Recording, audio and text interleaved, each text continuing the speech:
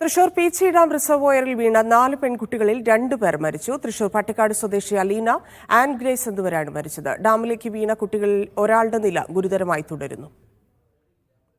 ഇന്നലെ ഉച്ചയ്ക്ക് 3 മണിയോട് കൂടിയാണ് നാടിനെ നടുക്കിയ സംഭവം ഉണ്ടായത്.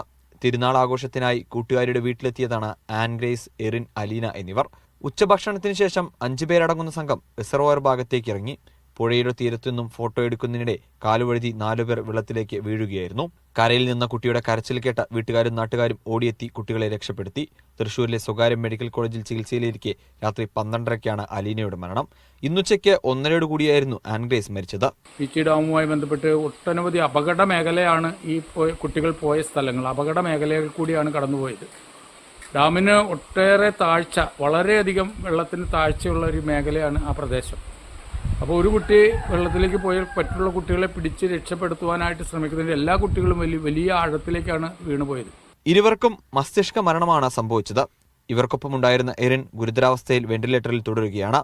നീമ ഇന്നലെ തന്നെ അപകടനില തരണം ചെയ്തിരുന്നു. മീഡിയ 1 തൃശൂർ.